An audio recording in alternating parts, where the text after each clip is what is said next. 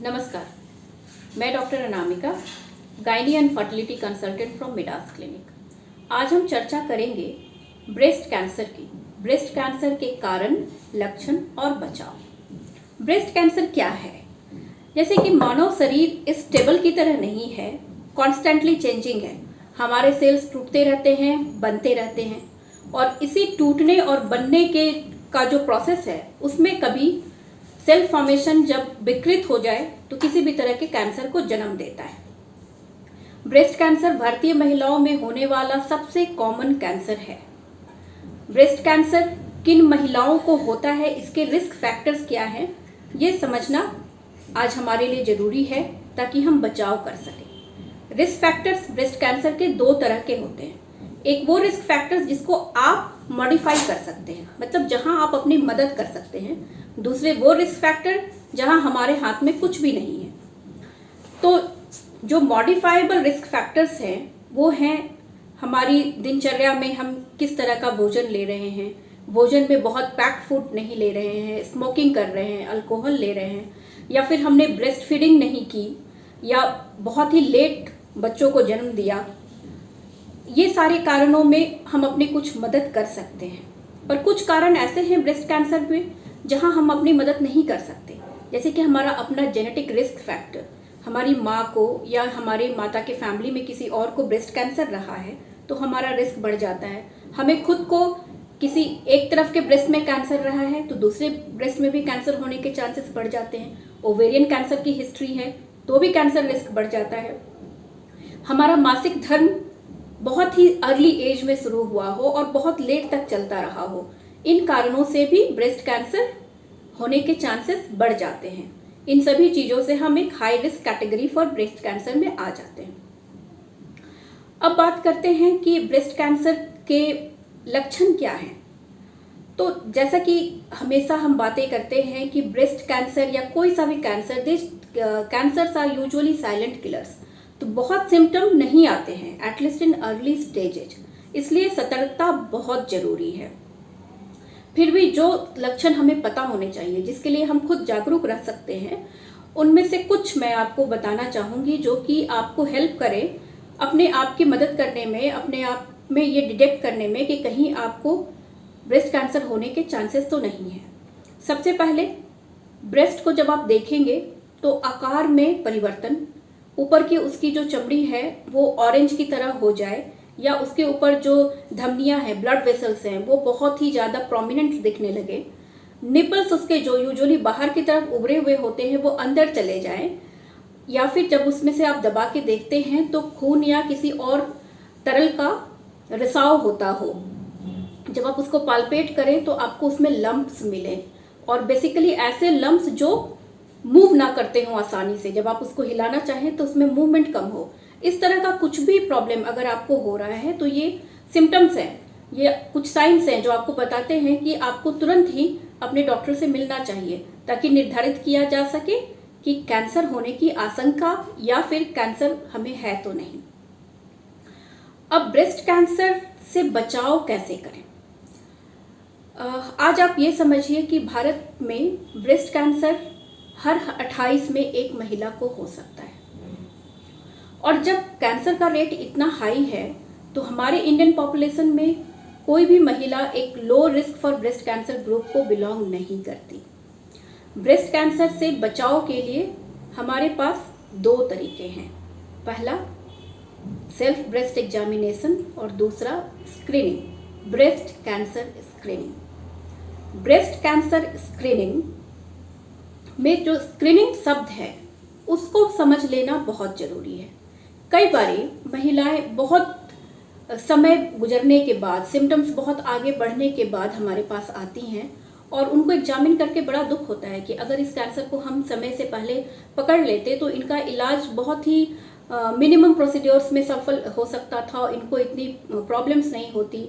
और जब पूछते हैं तो आपने कभी स्क्रीनिंग क्यों नहीं कराई, तो द सिंपल आंसर इज कि मुझे कोई तकलीफ ही नहीं थी। तो आज इस बात को समझिए कि स्क्रीनिंग का अर्थ है कि जब आपको तकलीफ नहीं है उसी स्टेज में अपने डॉक्टर के पास जाना है। अगर आप तकलीफ आने का इंतजार कर रहे हैं किसी भी स्क्रीनिंग के लिए जाने के लिए, तो you have already miss the bus. अब स्क्रीनिंग की जो प्रॉपर डेफिनेशन थी वही खत्म हो गई, स्क्रीनिंग का जो प्रॉपर पर्पस था वही खत्म हो गया। जब सिम्टम्स आ गए तो स्क्रीनिंग नहीं होती है, तब होता है डायग्नोसिस और उपचार। स्क्रीनिंग तब होती है जब आपको कोई सिम्टम नहीं होते। स्क्रीनिंग बचाव के लिए है, स्क्रीनिंग इलाज के लिए नहीं है। तो स्क्रीनिंग करने के लिए हम अपनी महिलाओं को 2 हिस्सों में बांटेंगे। एक एवरेज रिस्क वुमेन, क्योंकि मैंने आपको बताया कि हमारे पॉपुलेशन में कोई भी लो रिस्क वुमेन है ही नहीं, और दूसरी high risk women. High risk women वो हैं जिनमें वो रिस्क फैक्टर्स है जेनेटिक, जो कि मैंने आपको पहले गिनवाए हैं। तो एक एवरेज रिस्क वुमेन जो है वो 40 की उम्र के बाद हमारे पास निरंतर प्रत्येक वर्ष एक बार अपने स्क्रीनिंग के लिए आएंगी। स्क्रीनिंग में हम क्या करेंगे, एक सिंपल मैमोग्राफी या फिर ज़रूरत पड़ने पर अल्ट्रासाउंड। अगर इस टेस्ट में कुछ भी नहीं आता है प्रॉब्लमेटिक, कोई मास, कोई लंप, कोई कैल्सिफिकेशन हमें नहीं दिखता है, तो you are good to go back to your home. मगर अगर इसमें हमें कोई प्रॉब्लम लगती है तो हम सप्लीमेंट्री टेस्ट करेंगे, जैसे कुछ ब्लड टेस्ट या फिर कोई बायोप्सी। ये हमें 40 की उम्र में हर साल एक बार करना है। कब तक करना है? 55 की उम्र तक हमें प्रति वर्ष करना है। 55 के बाद हम महिलाओं को ये ऑप्शन दे सकते हैं कि वो चाहें तो 2-2 वर्ष पर भी आ सकती हैं, और अगर वो चाहें तो प्रत्येक वर्ष आए, यू आर ऑलवेज वेलकम। कब तक करते रहेंगे? उस समय तक करते रहेंगे जब तक महिला स्वस्थ है और हमारे पास एग्जामिनेशन के लिए आ सकती है। अब जो हाई रिस्क वुमेन है उनकी स्क्रीनिंग कैसे करेंगे? हाई रिस्क वुमेन की स्क्रीनिंग के लिए या तो 30 की उम्र या उस उम्र से पहले जिसमें कि उनके फैमिली में कैंसर देखा गया है, स्क्रीनिंग स्टार्ट करेंगे। और मैमोग्राफी और अल्ट्रासाउंड के साथ साथ कुछ वो टेस्ट ऐड करेंगे जो कि इनके हाई रिस्क के अनुसार होने चाहिए। और हाई रिस्क वुमेन को हम 6-6 महीने पर क्लिनिकली ब्रेस्ट एग्जामिनेशन करने के लिए अपने क्लिनिक पर भी बुलाते हैं, ताकि कुछ ऐसा लंप या मास या कोई सिम्टम मिस ना हो जाए जो मरीज खुद से समझ नहीं पा रहा। सेकेंड वेपन क्या है बचाव का?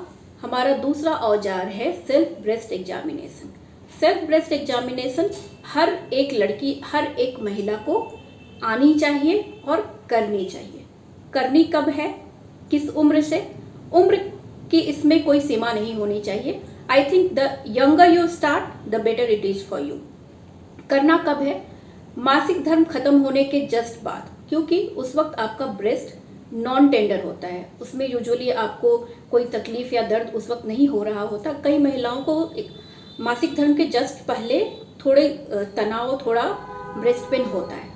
तो मासिक धर्म के जस्ट बाद आप अपना सेल्फ ब्रेस्ट एग्जामिनेशन करेंगे। 3 से 5 मिनट लगाएंगे, उसने में आपका काम हो जाएगा।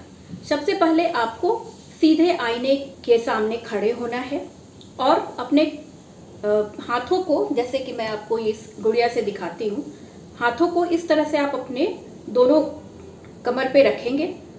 एक बार एग्जामिन करेंगे कि आपका ब्रेस्ट सिमेट्रिकल दिखता है, एक सा दिखता है, कोई भी स्किन चेंज नहीं है, कोई सा भी निपल चेंज नहीं है।